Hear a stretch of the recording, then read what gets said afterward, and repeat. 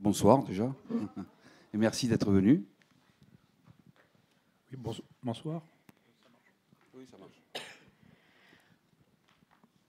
Alors, vous est présenté aujourd'hui Molière, l'impromptu de Pézenas aux éditions Aldacom. Olivier Cabassu, bonjour, vous êtes... Oui. Olivier Cabassu, vous êtes auteur et scénariste, comédien, acteur et metteur en scène. Ça fait beaucoup de choses. Ça fait beaucoup.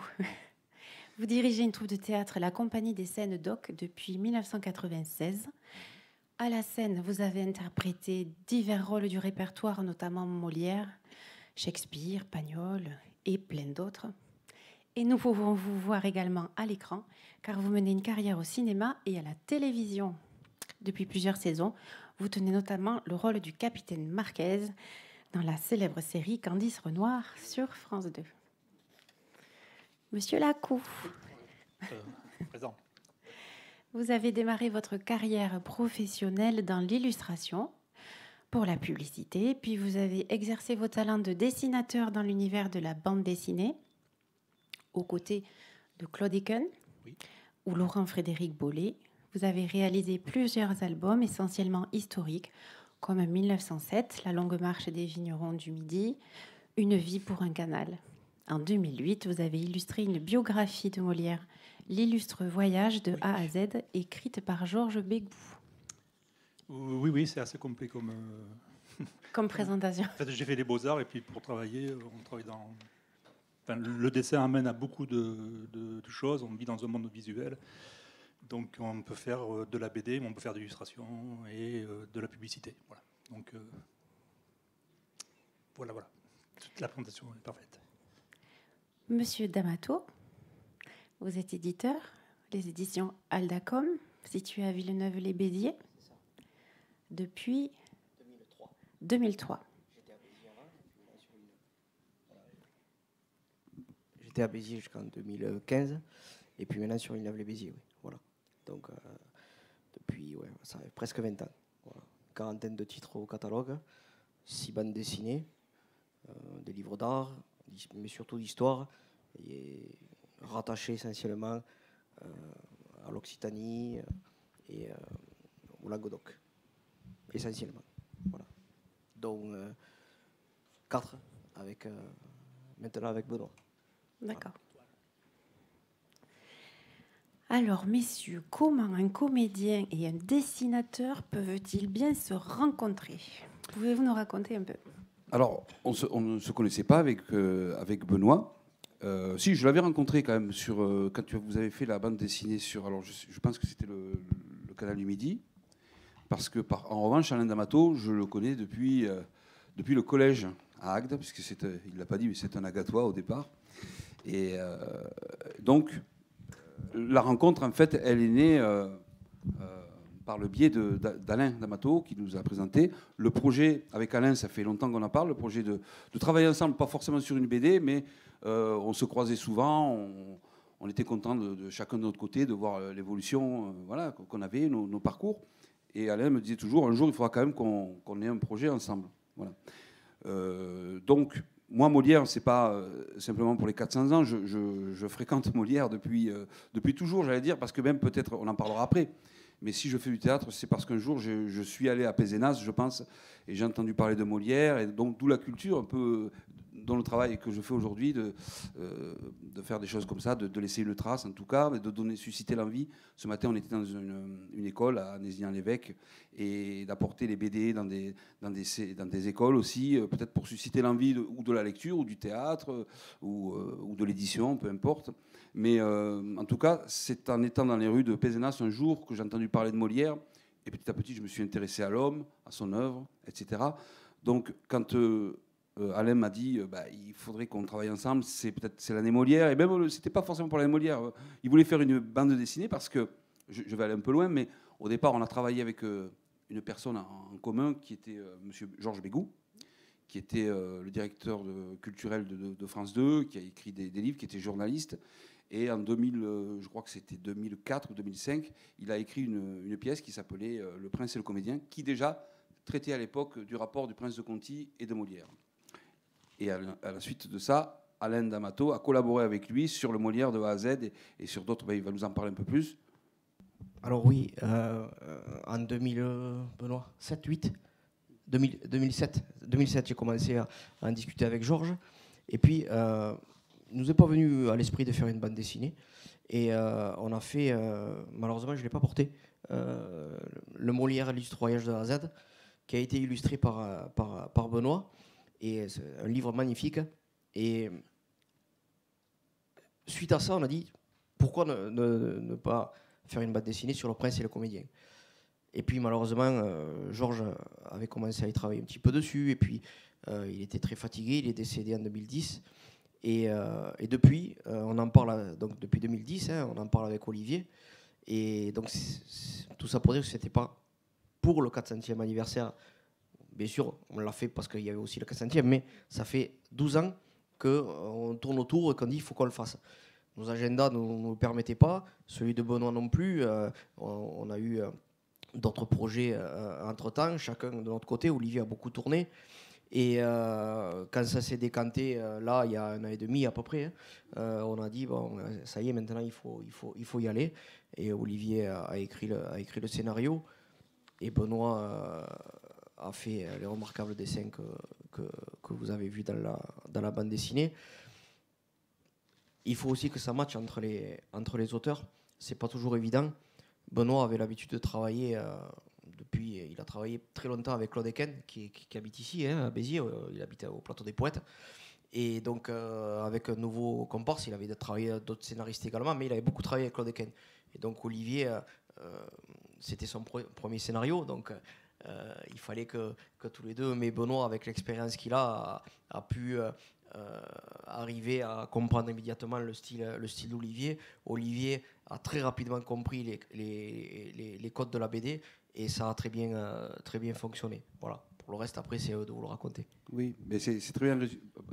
Non, allez-y. C'est très bien résumé, c'est-à-dire que voilà, moi, c'est ma première bande dessinée en tant qu'auteur. Et bon, heureusement que je ne dessine pas parce que je dessine très très mal. Mais j'ai écrit pour le théâtre surtout. Et moi, ce que j'aime de toute façon, c'est raconter des histoires. Et je ne vais pas me lancer à écrire un roman parce qu'il y en a qui font ça très bien. Moi, ce que j'aime, c'est le dialogue. Au théâtre, on évolue à travers des dialogues. L'histoire évolue à travers des dialogues. Donc, et la BD, c'est pareil.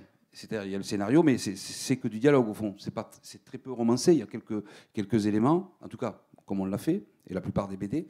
Donc, je me suis trouvé. Et puis au théâtre, on a le mouvement, on a les comédiens qui font passer les émotions. Là, c'est le dessin. Mais c'est assez proche et j'y ai pris goût à écrire la BD. Et ce qui est super, c'est que quand on écrit pour le théâtre, c'est pas fait pour être lu trop. C'est fait pour être joué ou pour être vu au théâtre. C'est comme un musicien. Si on s'amuse à lire des notes simplement sans connaître la musique, c'est vite ennuyeux. On va dire c'est un do, c'est un sol, on n'entend pas la musique. Et bien, je considère que le théâtre c'est pareil, c'est-à-dire c'est écrit pour que les comédiens s'emparent du texte et puissent le donner à des spectateurs. Et là, la BD, l'avantage c'est qu'on peut lire ça par le biais de l'image comme une histoire. Et ça ne s'adresse pas forcément à des comédiens. Parce que je trouve que la lecture d'une pièce, c'est très difficile. Beaucoup d'enfants, d'ailleurs, on en a parlé ce matin, abordent Molière et ça les refroidit parce que c'est très difficile. Alors, on parle de Molière, mais Corneille, n'en parlons pas, ou Racine, c'est très compliqué. Shakespeare aussi, il y a énormément de personnages, on est vite perdu. Il faut savoir que quand on travaille une pièce de théâtre, on se nourrit du texte, on le mange, on le digère, etc. C'est très compliqué ce travail. Et puis en plus, il y a un metteur en scène qui nous aide à comprendre en tout cas sa vision. Alors que la BD, à travers le dessin, ça simplifie les choses puisque c'est une vision qu'on a comme une mise en scène qu'on élabore avec le dessinateur, il va nous en parler. Et donc, moi, j'étais content parce qu'au départ, c'était une petite pièce de théâtre. C'était pour des visites théâtralisées de Pézenas. Je fais ça depuis très longtemps. J'ai voulu quand même raconter cette histoire et que les gens, souvent les touristes, même les Picénois ou les gens du coin, ne connaissent pas trop l'histoire de Molière à Pézenas. Donc, je voulais vraiment que ce soit une loupe et quelque chose qui reste.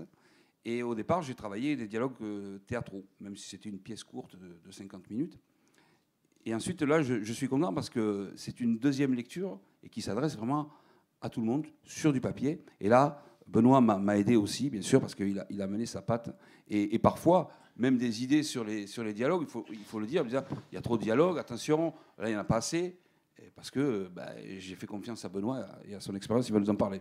Un comédien, c'est bavard. Hein, Oui, c'est très bavard. Non, parce que la question du départ, c'était comment s'était rencontré. Donc moi, c'est par l'intermédiaire d'Alain D'Amato, puisque j'ai fait des BD avant, et on s'est rencontrés à Sérignan sur le festival, voilà, etc. On a sympathisé parce que M. D'Amato est très sympathique. Et pour en revenir, pourquoi un comédien rencontre En fait, le monde des arts, c'est assez ouvert. Et moi, le métier d'Olivier, j'estime que c'est aussi... moi, dans mon atelier, avec mes petits pinceaux et mes crayons, vous ne me voyez pas dessiner parce que je suis dans mon atelier, mais j'ai une glace devant moi si je veux faire une expression, etc. Et je joue un peu la comédie aussi. C'est-à-dire que je me joue la comédie, mais moi, je joue la comédie de tous les personnages. Et la différence qu'il y a avec le théâtre, c'est que, moi je vais souvent au théâtre, j'aime beaucoup le théâtre, et souvent dans la mise en scène, les comédiens peuvent sortir de la scène et venir vous voir par derrière vous, monter les escaliers. C'est très vivant le théâtre. Et la BD, en fait, on est limité par le cadre, comme le cinéma, comme la télé. Donc je pense que les frontières sont très poreuses entre l'art, en fait, que ce soit dessinateur. Molière avait un ami de très proche qui était un peintre mignard qui s'est occupé de la succession de Madeleine quand Madeleine Béjart est morte. Donc il y a beaucoup d'interactions entre tous ces métiers, quoi. Et moi, en dessinant, j'ai l'impression de jouer un peu la comédie. Et comme j'aime beaucoup Molière, voilà. Et la question était... Allez-y. Non, je pense que vous avez... On a résumé répondu. Au-delà même. C'est vrai que je suis bavard. Voilà. Mais j'aime bien expliquer. Tous les scénaristes, donc ça veut dire que c'était sur la bonne voie. Et en même temps que j'explique, souvent je comprends. Voilà. Alors rentrons un peu dans l'histoire. Donc là, vous nous racontez un moment de la vie de Molière, c'est sa jeunesse. Hein. Je crois il avait à peu près 23 ans quand il est arrivé à Pézenas. À peu près, une vingtaine d'années. Il est venu plusieurs fois. Alors, la période qu'on traite dans la bande dessinée, il a 32 ans, c'est en 53. Mais il est venu la première fois, je crois que c'était en 46, là on est en 53. En tout cas, c'est sa jeunesse, oui. Et alors, que s'est-il passé de particulier pour Molière à Pézenas? Est-ce que c'est vraiment un moment artistique? Oui, en quoi ce moment artistique est fort? Alors déjà, Molière, quand il démarre son apprentissage de comédien, il monte un théâtre à Paris, c'est très vite la faillite avec l'Illustre Théâtre, et puis il part en province avec les Béjart, Dufresne, il est apprenti comédien. Il apprend le métier pendant plusieurs années. Il vient quelquefois à Pézenas, d'ailleurs, en 46, en 50, je crois, pour les États de Languedoc. Et puis, la vie de comédien à l'époque, par le roman de Scarron, qui était un contemporain de Molière, on a quelques exemples. C'était vraiment une famille qui se déplaçait. Hein. Il faut voir qu'aujourd'hui, les comédiens finissent la pièce et rentrent chez eux le soir. Là, c'était une famille. Quand les parents décédaient, la troupe recueillait les enfants. Enfin, c'était vraiment une famille. Voilà. Et donc, en 53, avant 53, 52, c'était le duc d'Épernon qui protégeait la troupe des Dufresne. Et à partir de 52, par là, parce que c'est pas si clair que ça, il n'y a pas d'écrit, c'est à travers des recherches de plusieurs auteurs. La vie de Molière est très compliquée, il y a des périodes où on n'a aucune trace. Molière, on ne sait pas pourquoi, c'est lui qui va diriger la troupe. Et il arrive à Pézenas en 1653. Et à la même époque, donc, le prince de Conti, qui était le cousin du roi, le troisième du royaume quand même, avait fondé avec son frère, le grand Condé, contre Louis XIV. Et donc, pour l'écarter un petit peu du royaume, on l'envoie en Languedoc, à Pézenas, à la Grange des Prés. Alors très vite, il est accueilli par les Picénois. Les Picénois, d'ailleurs, le voient arriver, ils ne savent pas trop sur quel pied danser, parce qu'il a fondé contre le roi, ils ne veulent pas de problème avec lui non plus.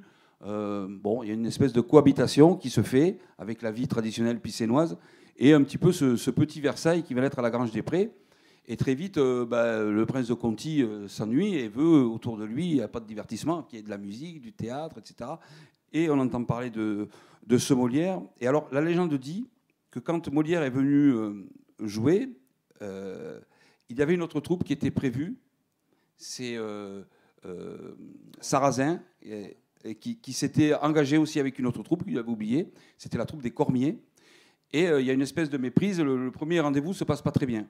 Et Sarrazin, on dit, tombe sous le charme de Marquise, qui était une comédienne magnifique, que Molière va rencontrer à Lyon. Elle vend de l'orviétan, son père l'exploite un peu. Il y a un très beau film qui est tenu, le rôle est tenu par Sophie Marceau d'ailleurs.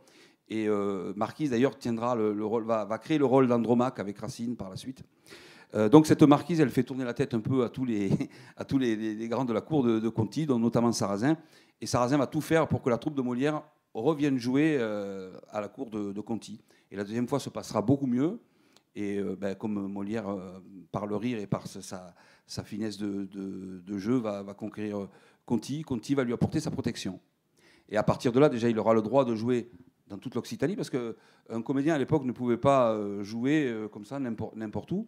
Et il fallait qu'il ait la protection d'un puissant. Donc là, Conti, c'était vraiment, ça arrivait à point nommé. On l'a affiché. Voilà, il y a la carte avec la carte représente tout son périple. Voilà, tous les périples de Molière. Et Conti, très vite, alors, bon, il y a une partie, il faut savoir que la vie de Molière est très compliquée. Comme je dis, il y a les historiens qui ont leurs théories. Il y a l'histoire de France qui est là avec le prince de Conti. Et d'ailleurs, beaucoup de traces, on les a grâce au prince de Conti. Là, on est dans l'histoire de France, on a des choses très concrètes. Ensuite, on a trouvé 2 signatures à Pézenas pour les États de Languedoc, où il y a la signature de Molière, donc très peu de signatures de Molière, même en France. Et donc, très vite, il n'écrivait pas les pièces Molière à cette époque-là. Il reprenait des canevas italiens, il reprenait des pièces de Corneille. Et très vite, on pense que Conti va le pousser à l'écriture. En tout cas, va lui donner le droit d'essayer. Donc, il va créer les Tourdis, qui va jouer la première fois à Lyon. Et les Tourdis, c'est vraiment un canevas italien un peu amélioré. Et c'est très confus, il n'y a pas de fond. Enfin, en tout cas, c'est les critiques qui le disent. Moi, j'aime bien ces farces-là, mais c'est très farce. Et ensuite, on lui dit il n'y a pas de fond. Donc, il va créer sa deuxième pièce, qui est le Dépit amoureux. Et là, il va mettre beaucoup de fond, beaucoup de personnages très lourds et peut-être trop. Voilà, c'est ce qu'on lui reproche aussi. Et la chance qu'on a à Béziers, c'est que cette pièce-là, la première représentation, a été donnée à Béziers, vous le savez, je ne vais pas vous l'apprendre, en 1656. Donc, tout à l'heure, j'étais au musée Taurin, parce qu'on m'a gentiment invité. D'ailleurs, ce musée est magnifique, pour ceux qui ne le connaissent pas. Même si on n'est pas un fanat de la corrida, il est vraiment magnifique. J'étais très bien accueilli. Et il y avait monsieur, comment il s'appelle déjà, monsieur Nougaret, qui m'a montré l'endroit où Molière avait joué. Il pense que c'est là, hein, en tout cas. Il y a un beau dessin, une belle fresque. Et on s'est posé la question, pourquoi il est venu jouer à Béziers? Donc, et alors, on s'est dit, comme Molière est parti en 1657 de Pézenas, peut-être il y avait déjà de l'eau dans le gaz avec Conti. On ne sait pas pourquoi. Et là, vous voyez, c'est une piste de plus. C'est-à-dire que j'ai écrit la bande dessinée avec ce que je savais savoir, et même en l'écrivant, je me dis, c'est dommage, il y avait ça. Parce que la vie de Molière, elle est fascinante autant que ses pièces, c'est qu'on découvre dans chaque discussion parce que, voilà, des petites pistes. Pourquoi? Ça serait une piste à fouiller. Pourquoi il est venu jouer à Béziers? Et c'est vrai qu'on s'est jamais posé la question. Il est venu là. Bon, il était à Pézenas. Il y avait tous les grands de la région qui tournaient autour de Pézenas. Béziers, je pense à cette époque-là, je ne connais pas trop l'histoire du XVIIe siècle à Béziers. Il devait y avoir aussi des puissants, forcément. Ce qui serait intéressant, c'est de savoir, voilà, aujourd'hui, pourquoi il est venu là. En tout cas, c'est... On sait un peu, enfin, il suivait aussi les États généraux qui changeaient de ville. Ils suivaient, mais ils ne sont pas venus en 1656. Donc c'est pour ça que... Mais c'est possible, il suffit qu'il y ait un puissant qui lui dise, c'est peut-être rien, c'est peut-être anecdotique. Il a rencontré un puissant qui lui a dit, venez jouer à Béziers. Pierre-Paul Riquet. Peut-être qu'il a croisé Paul Riquet, c'était la même époque. Ça, c'est d'autres. Voilà, ce qui est passionnant en tout cas dans sa vie. Mais en tout cas, voilà, la réflexion avec Pézenas, pourquoi c'est si important. Et c'est pour ça que la phrase de Marcel Pagnol dit que Poquelin est à Paris, Molière à Pézenas, c'est Molière qui est né en tant qu'auteur, puisqu'il va écrire ses 2 premières pièces quand il est sous la protection du prince de Conti. Donc, ce qui est important et décisif pour la vie de Molière, mais aussi pour notre région, parce que la région vraiment a été marquée par son passage. D'où le titre, l'impromptu de Pézenas, qui est un moment peut-être improvisé, qui a changé vraiment sa trajectoire. Et c'était aussi pour faire le clin d'œil à l'impromptu de Versailles, qui est une pièce de Molière qu'il écrira, bien sûr, quand il aura du succès à Paris. Et au départ, je ne voulais pas, pour l'anecdote, je ne voulais pas l'appeler comme ça, je n'avais pas choisi ce titre-là. C'est très difficile, d'ailleurs, pour un auteur, même pour les pièces de théâtre, de trouver un titre qui résume, et je pense que tous les auteurs sont un peu embêtés avec les titres, qui résument un peu ce qu'on a écrit. Et Benoît m'a suggéré ce titre. Alors, sur le coup, j'ai un peu insisté. Non, il n'a pas insisté. Et sur le coup, Alors là, c'est moi, qui prends la parole. on va- Tu on mens. va- Tu mens. Tu n'as pas insisté. Non, non, non. Mais surtout, j'avais peur que ce soit réducteur par rapport à la ville de Pézenas, qu'on ne parle que de Pézenas, alors qu'on parle aussi du Tour. Et puis, mon but, c'était pas qu'il soit connu, que l'œuvre ne soit pas connue qu'à Pézenas, qu'elle voyage. Et d'ailleurs, elle voyage de plus en plus. Et là, on est très content. Donc. Et puis après, en relisant, parce que ce qui est bien, c'est forcément, Benoît a redécouvert le texte. Moi, mon texte, je l'avais écrit. On a du mal à prendre du recul. Et donc sa lecture était... Oui, enfin, quand on dessine pendant des mois... Oui, après tu ne l'avais plus. Mais je veux dire, tu as eu un recul et en même temps tu es rentré profondément. Mais je pense que ce qui t'est resté d'abord, c'est la première lecture et comment tu l'as perçue. Et il m'a dit, c'est pas une grande histoire, c'est un impromptu. Et c'est vrai qu'il a raison. Mais c'est un impromptu qui est très décisif. Si je peux on raconte aussi beaucoup ce qui se raconte à Pézenas sur Molière. Donc, oui. Ce sont des anecdotes vraies ou fausses, Barbier-Gély, etc. On ne sait pas trop. Et un impromptu, c'est une pièce de théâtre qui dure une petite heure et où on joue à régler ses comptes. Enfin, à l'époque de Molière, ils règlent leurs comptes avec les autres troupes de Paris à l'époque. Et en fait, ce sont les comédiens qui jouent leur propre rôle. Donc, c'est des pièces écrites très rapidement, un peu impromptues, justement. Voilà. Oui. Et donc, dans la BD, on raconte, c'est pas l'histoire profonde de Molière, c'est un peu aussi, il y a des anecdotes légères, de la galéjade, quoi. Oui. Le Molière que j'aime, quoi. Pour moi, Molière... ce que disait Olivier, c'est très intéressant. Je vais poser une question à Olivier au début de la BD. À quel acteur te ferait penser Molière pour que je puisse représenter ses traits? Et moi, j'avais en tête... alors, il m'a parlé de Bernard Giraudot dans Marquise, qui est excellent dans le rôle. Et pour moi aussi, il y avait un acteur que j'adore qui s'appelle Charlie Chaplin. Et pour moi, Charlie Chaplin, c'est le côté de Molière... des débuts où il va dans la farce et qui faisait aussi beaucoup de mimiques, enfin, qui rajoutait beaucoup de textes, enfin, qui était dans l'improvisation, dans l'impromptu. Voilà. Tout ça pour expliquer un peu le titre. Voilà. Oui, Molière est très français dans l'esprit. On dit que le coq français chante les pieds dans la merde. Hein. Molière, c'est ça. Il est dans la misère, c'est dur pour lui, il est avec les grands, il est ballotté. Mais il garde toujours le sourire. Il n'attaque jamais les choses avec force, avec arme. Il n'y a jamais trop de combats. Ou alors quand il y a des combats dans Molière, ils sont ridiculisés. C'est toujours avec finesse, comme un bouffon. Le côté bouffon est magnifique chez Molière. Mais alors, il traite de problèmes très, très profonds, quoi. Mais à la première lecture, on ne voit pas ça. On voit la farce. Et plus on cherche, et plus on se dit, ah, il y avait ça, il y avait ça. Et voilà, moi je pense que le combat de Molière, c'est l'imposture. Voilà, il est contre les faux médecins, les faux dévots, etc.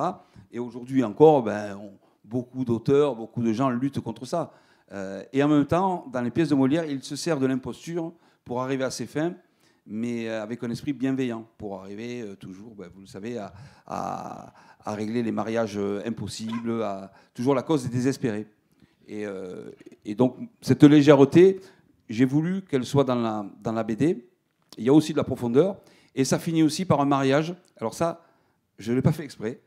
Et je pense qu'à force de jouer les pièces de Molière, et c'est à la fin, quand le livre est terminé, je dis « Ah mince, ça finit aussi comme les pièces de Molière, vous le verrez, avec un mariage. » Sauf que c'est sa propre histoire qui est mêlée un petit peu avec ses pièces. Voilà, ça pourrait être aussi une légèreté. Je n'ai pas le talent de Molière, mais... ça pourrait être construit comme une pièce de théâtre. Voilà, ça se lit avec légèreté. Si je peux dire un mot sur le titre, c'est très important un titre pour un éditeur, parce que avec la couverture, c'est ce qui fait vendre le livre. Quand vous allez dans une librairie, vous voyez la couverture et le titre. Si c'est pas trop réussi, vous n'avez pas forcément envie de le prendre en main et de l'ouvrir. Donc avant de voir ce qu'il y a à l'intérieur, ce qu'on voit en premier, c'est la couverture, la première, la quatrième et le titre. Au départ, ça devait s'appeler Sur les sentiers, sur les chemins de la gloire. On était tous les trois d'accord sur ce titre. Et puis, un jour, Benoît m'appelle et me dit « Écoute Alain, c'est pas le bon titre. Relis-le, et il faut dire l'impromptu de Pézenas. » Alors moi, sur le coup, j'ai dit « Waouh, bon, attends, on va voir avec Olivier, on va... » Et on a discuté, mais pas longtemps, parce que finalement, je l'ai relu comme me l'a dit Benoît. J'ai dit à Olivier, j'ai dit Benoît a raison. Olivier me rappelle, il me dit oui, il a raison. Donc, tu vois, Benoît, tu n'as pas beaucoup insisté. Mais ça pouvait poser un problème. Parce que l'impromptu de Pézenas, ça aurait pu être réducteur par rapport à une vente sur un plan national. Pézenas, il y a des gens qui peut-être... Bon. Mais si on ne l'avait pas appelé comme ça aurait pu être un peu une sorte de tricherie. Parce que c'est vraiment l'histoire qui se passe sur Pézenas. Donc, on a dit, on garde ce titre, on reste sur l'impromptu de Pézenas, on reste honnête jusqu'au bout. Et finalement, à la Comédie Française, ce livre est en vente et il se vend très bien sur Paris à la Comédie Française. Pourquoi je dis ça? Parce qu'en fait, vous avez un film qui est sorti sur Molière sur les 2-3 années, les quelques années de Molière où on n'a rien du tout. Le fameux trou sur Molière. Film qui sera projeté demain, le film de Laurent Tira. C'est ça. C'est ça. Et c'est totalement romancé, c'est totalement... On ne sait pas en fait, il y a quelques bribes de Alors, je l'ai réalité, rencontré, Laurent Tira, moi justement. Je peux en parler 2 minutes. Finalement, ça peut se rapprocher de cette période de 2 ans où on a quand même quelques éléments en plus. Mais sur le Barbier Gély, finalement, on n'a pas grand-chose sur tout ce qui se faisait, tout ce qu'il a fait sur Pézenas. On est obligé, Olivier a été obligé de romancer, Benoît a été obligé d'adapter, forcément, je ne dis pas par rapport à la réalité, parce que qui connaissait réellement, c'était quand même cette période Molière, on n'a pas grand-chose sur lui finalement, quoi. Non, mais il y a quand même... mais moi, j'y tenais à ce qui est la mémoire locale. Parce que la mémoire locale qui se transmet de génération en génération, moi, je trouve que c'est pas anodin. Et c'est quand même fabuleux d'avoir cette histoire du Barbier Gély qui perdure depuis des années. Et c'était mon devoir aussi d'en tenir compte. Et voilà, pour résumer, la grande histoire connue est mêlée avec l'histoire picénoise. J'ai écouté les gens, les histoires. Et puis, bien sûr, mon côté fiction que j'ai rajouté, et ça donne cette œuvre. Voilà. Vous avez des questions? On parle peut-être. Vous avez rencontré Laurent Tira. Oui, alors Laurent Tira, je l'ai rencontré, mais quand il a sorti son film, il est venu à Pézenas, et on a joué ce jour-là des scènes de Molière pendant la projection, et on en a parlé, et il me dit, je suis content parce que vous êtes un des seuls comédiens que je crois qui fait du théâtre et qui aime Molière, qui accueille bien le film, parce que moi je l'ai trouvé très bien. Mais j'ai dit oui, parce que je ne suis pas venu prendre un cours d'histoire, je suis venu voir une fiction, et il a très bien raconté. Il a une période, il a un trou, une période inconnue. Molière est mis en prison, parce qu'il a fait de la prison, et lui, pendant cette prison-là, il écrit une nouvelle pièce, et on traite des personnages molièresques. Il a écrit presque une autre pièce que Molière aurait pu écrire. C'est un peu aussi la BD, il y a une partie de fiction, et moi j'aime que des gens aussi prennent quelques libertés. Parce que quand on veut prendre un cours d'histoire, on lit des livres d'histoire. Voilà, je pense que Tira, à aucun moment, il a dit « je vais donner un cours d'histoire ». Par contre, on apprend beaucoup du bourgeois gentilhomme. Il y a des répliques du bourgeois gentilhomme. Lucchini est formidable dans le film. Et il dit moi, j'ai joué le bourgeois gentilhomme, et quand je l'ai entendu dire le texte du bourgeois, il y a des petits passages, je dis « ah, quel grand acteur », parce qu'il les dit vraiment comme personne. Donc, on s'y retrouve quand même. Donc, je vous conseille d'aller voir le film. C'est un très beau film. Alors, c'est pas un cours d'histoire, parce que Mouchkine, qui avait fait un film aussi sur...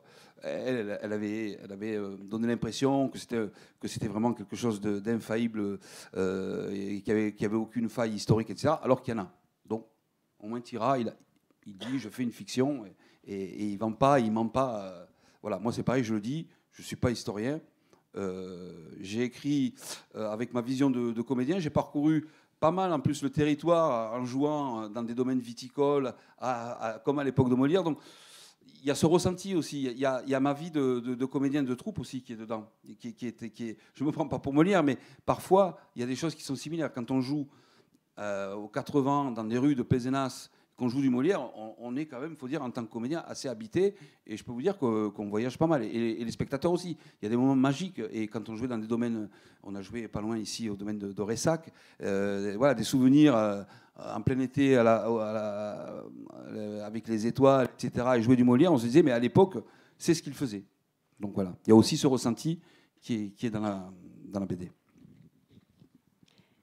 Voilà, alors je proposais cette image, on parlait de personnages tout à l'heure, donc les personnages de la vie de Molière, la troupe.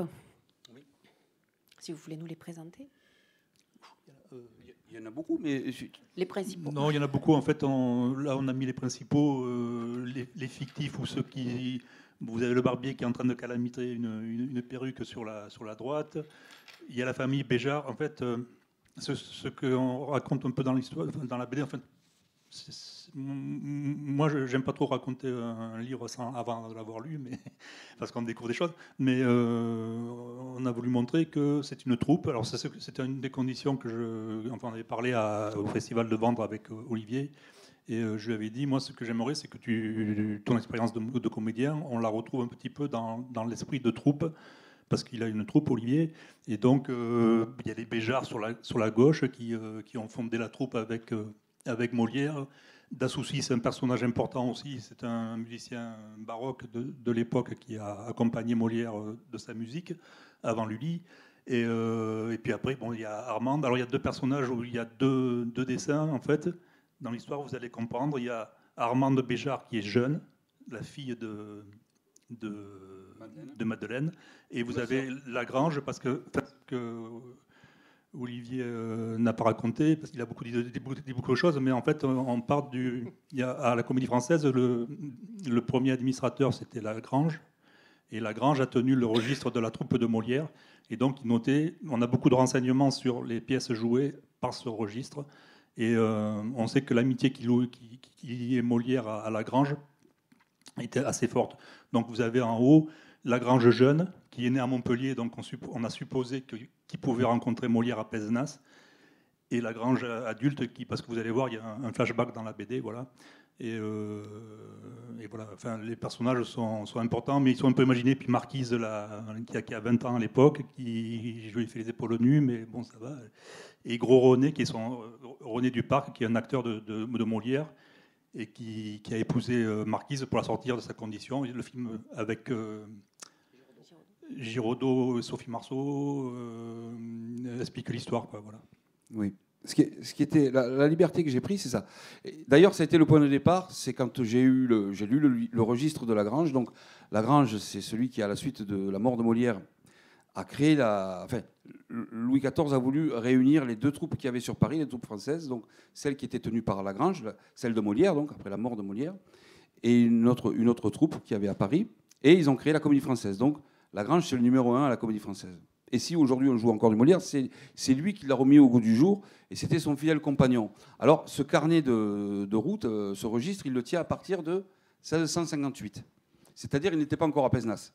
C'est quand ils vont créer les Précieuses Ridicules, et donc les premiers succès de Molière à Paris.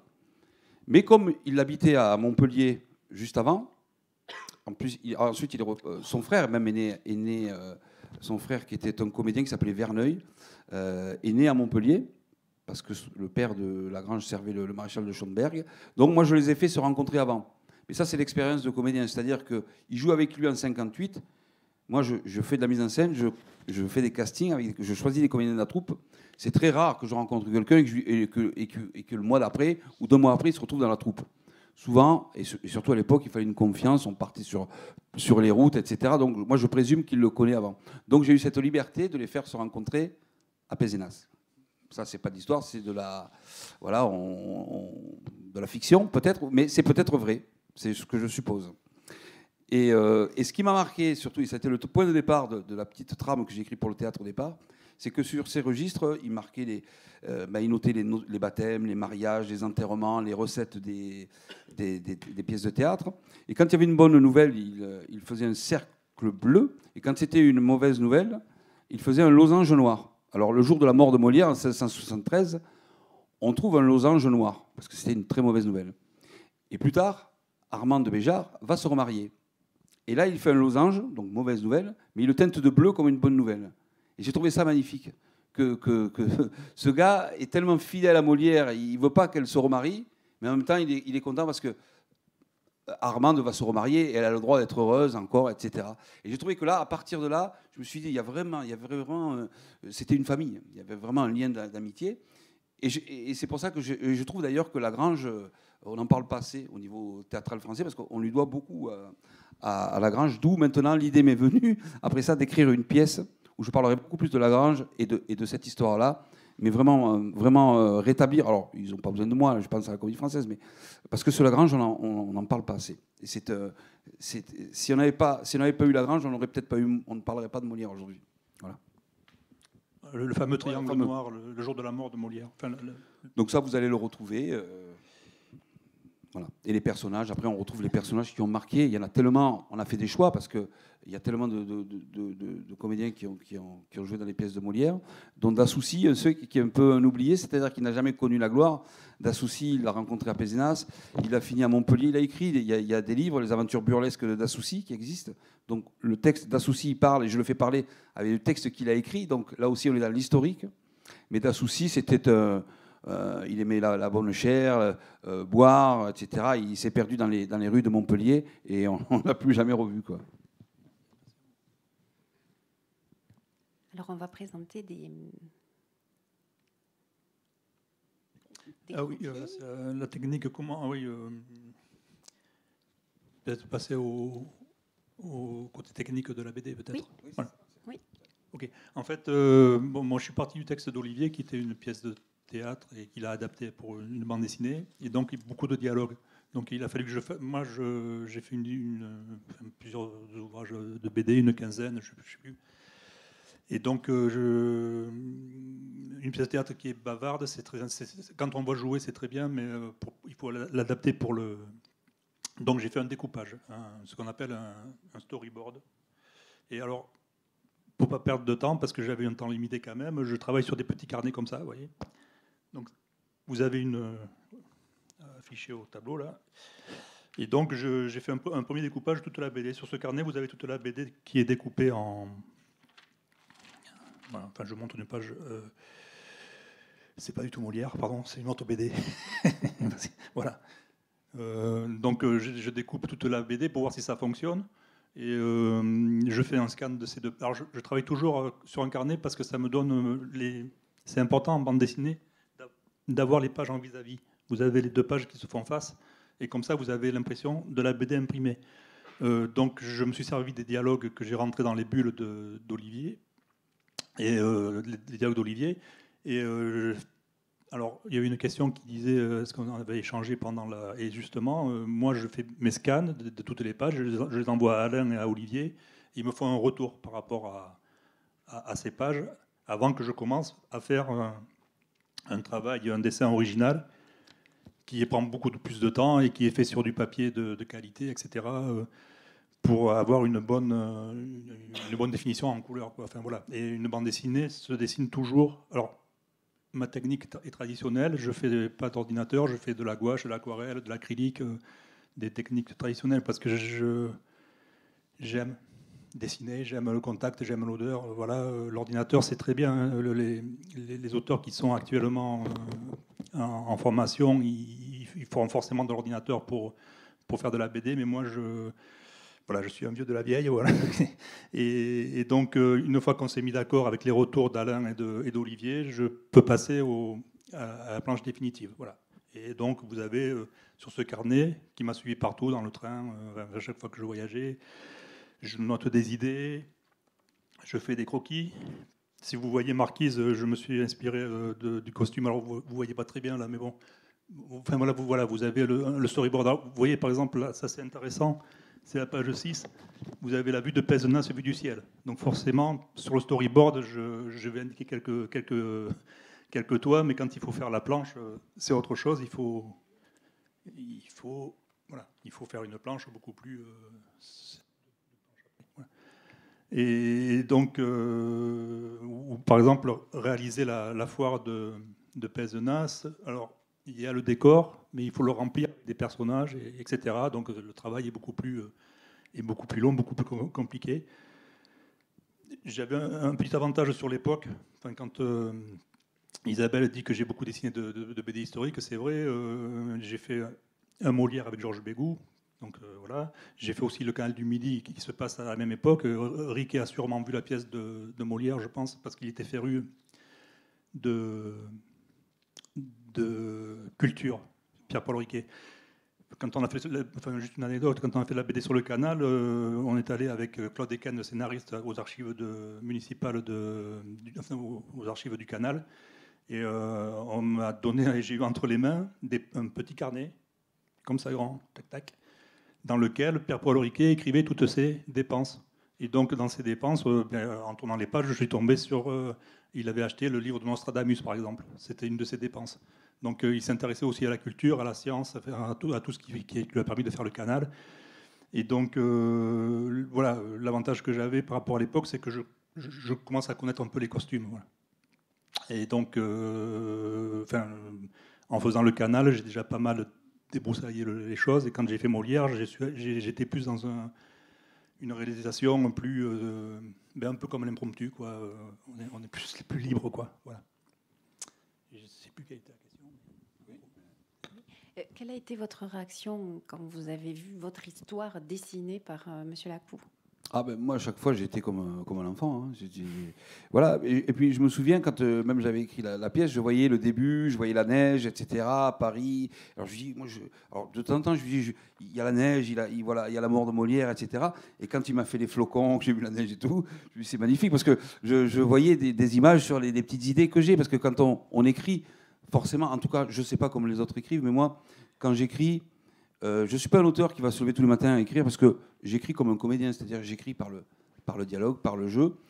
Et quand j'écris, je m'isole vraiment, je m'allonge, enfin, je vous dis, et je mets de la musique. J'écris toujours, je choisis la bande son de ma pièce ou du texte que je vais écrire avant d'écrire. Je suis toujours lié à la musique, donc je mets une musique, et vraiment je pars. Hein, et je vois des images, etc. Je vis l'histoire. Parce que je pense qu'un comédien qui écrit, il faut qu'il vive l'histoire. Bon, un romancier peut-être aussi. Mais là, on n'est pas dans la description, on est vraiment dans l'action et dans le parler. On avance. Donc, j'écris par jet. Je vis l'histoire à chaque bout. Alors, je voyais la neige, je voyais des trucs. Et quand je l'ai retrouvé sur le dessin, c'était magnifique. Et puis, voilà, comme un enfant, quoi. Vous comprenez la difficulté quand il écrit Paris, le février 1716 et quelques, Palais Royal. Moi, derrière, il faut que je dessine le Palais Royal sous la neige la nuit. Voilà. Ou quand on dit la foire de Pézenas, je voulais que ce soit vivant, et je voulais qu'il y ait beaucoup de monde. Donc il faut dessiner les gens, il faut dessiner derrière les vues de Pézenas. Donc écrire, imaginer, c'est bien. Après, il faut le traduire en dessin. Même moi, j'aime ça, dessiner. Donc, et notamment tous les dessins qu'il a fait où la troupe part à Lyon, dans la charrette, dans le chariot, etc., sont magnifiques. Et ça, voilà, quand je voyais les photos, je me dis, c'est vrai. Ça, c'est intéressant. Dans le scénario, au départ, il y avait marqué Molière crée l'étourdi à Lyon. Molière crée l'étourdi à Lyon. On a développé sur 4 pages le voyage, donc les charrettes, les bandits, Captain Fracasse. On s'est inspiré un petit peu de toute la mythologie. Voilà. Et donc, vous voyez que sur le scénario, ça fait ça, mais moi, j'ai 4 pages à dessiner. Oui, c'est pour ça que c'est vraiment une collaboration. Alors, parfois, j'aurais aimé qu'on soit voisins et qu'on habite à côté, parce que la distance, quand même, c'est... C'est la question que j'allais vous poser. Voilà. C'est en fait comment vous avez vraiment travaillé. Il y a eu beaucoup d'échanges grâce à Internet, par le visuel, il m'a envoyé les dessins, mais finalement... Voilà. Mais finalement, on retouchait très peu. On avait des discussions qui étaient très courtes et finalement, on était assez d'accord. Moi, quand je voyais ses dessins, je me disais, ah ben c'est ça, il a bien compris. Mais j'ai vu tout de suite qu'il avait bien cerné l'histoire parce que il aime le théâtre aussi. J'ai la chance parce que j'aurais pu tomber, je sais pas, sur un dessinateur qui préfère la science, même s'il aime la science-fiction, mais plus la science-fiction, moi le théâtre, etc. Il avait quand même la culture Benoît théâtre, donc. Ça coulait des fois de source et même au-delà de mes espérances. On voit à un moment donné Molière qui réfléchit tout seul.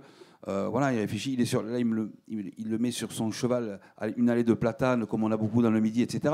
Mais je dis, c'est exactement ça. Il y a eu des moments où j'ai été surpris et voilà. Puis des fois, on dit, tiens, on va rajouter ça en texte, où il y en a trop. Et juste un mot, ça suffit parce que le visuel est plus présent que le dialogue. Et vous, Monsieur D'Amato? Moi,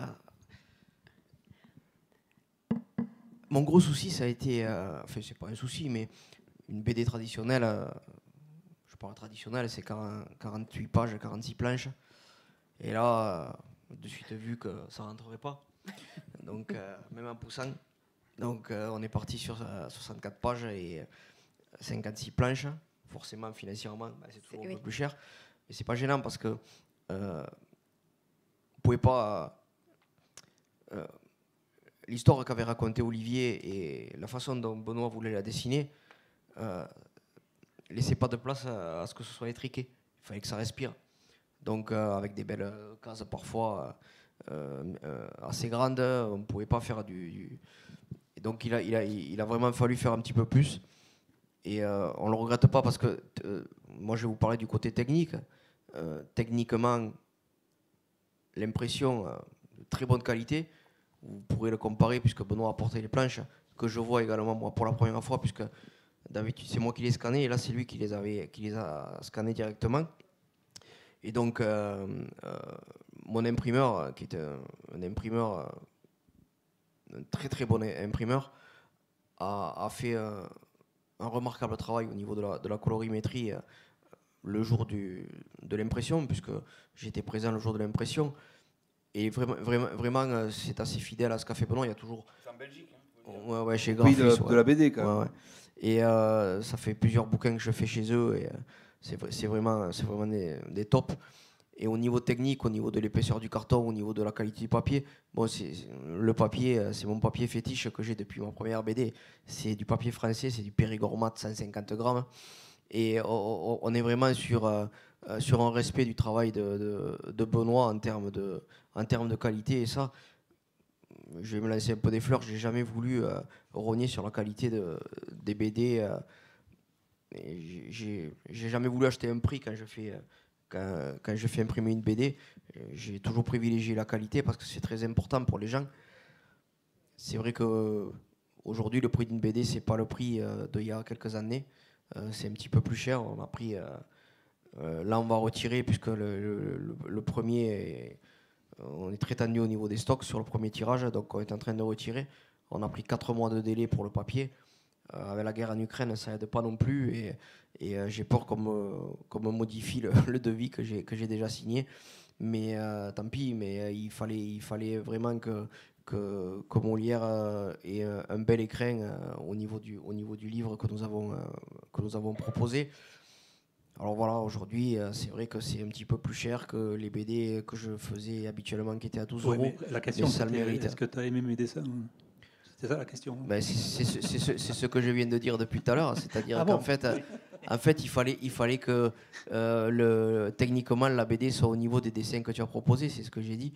Que ce soit fidèle à ce que tu avais fait pour mettre en valeur vraiment, pour respecter tes dessins. Je te le redis une seconde de fois, comme ça. Tu n'avais pas bien entendu parce que je sais que tu es un peu sourd de l'oreille gauche. Il n'y a pas que les comédiens qui ont des égos. Hein. Les éditeurs aussi. Et moi, il faut que je me farcisse ces deux oiseaux-là. Voilà. Mais bon, quand c'est fini, on oublie parce que c'est comme dans tout. Hein. C'est jamais tout blanc, tout noir. Parfois, il y a des petits... on se chauffe un peu, c'est normal. Hein. Tout le monde est tendu, surtout quand les délais approchent. Mais une fois que le résultat est là, que tout le monde a la BD sous les yeux, je crois que tout le monde est heureux. Je pense surtout à Olivier parce que c'est sa première BD. Moi, Benoît sait ce que ça a été le jour où il a reçu sa première BD. Je sais ce que ça a été le jour où j'ai reçu ma première. Donc Olivier, il attendait ça comme le Messie. Il campait devant chez moi. C'est pas arrivé, c'est pas arrivé, c'est pas arrivé. Donc bon, on était un peu tendu parce que la sortie c'était le 15 janvier. On l'a reçu le 13. C'était vraiment short. Mais le résultat est excellent à tous les niveaux. Et on est vraiment content parce qu'il y a un accueil du public qui est vraiment...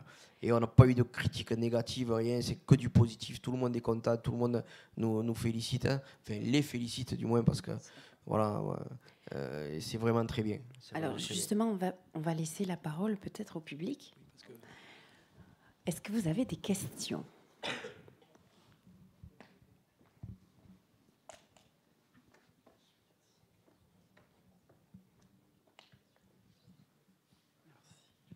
Oui, bonjour. Je voulais savoir à combien d'exemplaires vous avez tiré. Alors, ça a été tiré à 5000 exemplaires et on retire à 5000. D'accord. Donc les ventes sont favorables. Ah oui, c'est très bon. C'est sorti début janvier. Ouais, le 15, ouais. On a eu un gros creux là. Mais partout, ça a été entre début février, là, et puis là, et là, ça commence à repartir de nouveau. Mais ça a été un lancement. J'avais jamais, depuis la BD de l'Hérault, qui a été, ça avait vraiment été énorme, la BD de l'Hérault, mais depuis, j'avais pas connu un lancement comme ça. Il y a eu un engouement à Pézenas, c'était la folie à Pézenas. Oui, vous comptez encore peut-être sortir de nouveaux livres? Oui, le problème des petits éditeurs comme moi, c'est que sortir une bande dessinée comme ça, c'est 30 000, 40 000 euros pour les 2 tirages, plus les auteurs, etc. Et donc c'est un coût qui est difficile à supporter. Il faut les vendre. Il faut savoir que la vente directe, c'est très intéressant parce que ça permet d'avoir une meilleure marge, parce que quand on passe par un diffuseur, le diffuseur il prend 55% des ventes du prix. Voilà, 57-60% suivant. Donc on croit que les éditeurs se gavent, mais les petits, comme moi, c'est très compliqué. Et donc pour travailler sur une autre BD, on est toujours à flux tendu. On attend que celle-là, elle marche pour se dire et donc du coup il y a toujours un retard à l'allumage après, et au lieu d'en sortir une et puis 6 mois après ou 1 an après d'en sortir une autre, parfois il faut attendre 2 ans. Vous voyez, l'Hérault c'était 2003, le Gard ça avait été 2005, l'Aude par contre j'avais été 2006, on avait fait 2007 avec 1907, puis on est passé à 2009 avec le Canal, et depuis j'avais plus sorti une BD. Alors Voilà. on va être un peu limité par le temps. Pour vous permettre de dédicacer et de pouvoir discuter ensemble. Est-ce que, pour conclure, vous voudriez nous parler de vos projets? Peut-être un projet ensemble? Moi, je vais être peut-être plus court, puis après, forcément, quand on est auteur de BD, il faut trouver des éditeurs, les convaincre du projet. Donc des projets, j'en ai plein mes cartons à dessin. Il y en a qui sont pris, il y en a qui sont refusés. En ce moment, j'ai un très bon ami qui est d'Ouveillan, qui écrit des polars, qui habite Perpignan, qui écrit des polars. Je fais les couvertures de ses romans, et on a dans l'idée d'adapter son personnage qui s'appelle Jep Jens, un Perpignanais, un commissaire de police qui a fait du rugby, donc vous voyez, il y a de quoi faire. Et on a un projet d'adapter cette série de romans en BD peut-être, donc voilà. Oui. Monsieur Alors moi j'ai plusieurs projets. Alors, déjà en tant qu'acteur, je vais bientôt tourner dans une nouvelle série pour Amazon Prime, une série ces 6 épisodes de 30 minutes qui s'appelle Escort Boy. Donc on est loin de me dire, je ne fais pas un escort boy, hein, je fais le père d'un escort boy. Ensuite, Candice Renoir, la série, je ne sais pas, certains la regardent, on va reprendre logiquement les tournages en novembre, c'est-à-dire qu'il va y avoir 2 épisodes un peu spéciaux où il n'y aura pas toute l'équipe, mais nous on croise les doigts en tout cas pour que ça puisse recommencer en novembre. Ensuite, comme je vous l'ai dit tout à l'heure, j'aimerais retravailler, prendre une partie de la BD et travailler vraiment sur l'aspect Lagrange, création de la comédie française, et puis encore d'autres choses que j'ai pas mis dans la BD parce que c'est presque obsessionnel chez moi, Molière. Donc continue mon travail à travers le théâtre et ma compagnie. Et puis ensuite j'ai d'autres projets de pièces, peut-être les Fourberies de Scapin. On attend la réponse, on risque de le monter pour le jouer à Montpellier quelquefois cet été. C'était pas prévu, mais c'est ma pièce préférée de Molière, les Fourberies de Scapin. Donc j'ai du mal à résister et on devrait le jouer dans la faculté de médecine. On attend l'accord, quelques représentations cet été. Et puis je continue aussi avec la compagnie Baudraco. On joue la trilogie de Pagnol partout. Là, on va la jouer en Suisse, on la joue dans tous les pays francophones. Mais ça, c'est une institution. Ils jouent le Pagnol depuis 20 ans pratiquement. Et quelquefois, je joue avec eux. Et puis des tas de projets. Et peut-être un projet de. Moi, je lui ai parlé d'un projet d'écrire une BD peut-être sur les corsaires de la Méditerranée. Parce que je trouve qu'il y a eu des corsaires célèbres, mais ils ne sont pas célèbres parce qu'on n'en parle pas. Mais en Méditerranée, proche de chez nous, on parle souvent des corsaires bretons ou normands, mais on ne parle pas de... c'est une histoire qui me passionne aussi, le voyage, etc. Donc pourquoi pas. Mais ça, l'éditeur verra, et puis... Du nombre pour de BD que vous achèterez ce soir pour financer les prochaines. Eh bien, merci beaucoup. Merci en tout cas à vous pour l'accueil. Vous avez été très heureux de vous recevoir. Merci. Merci beaucoup.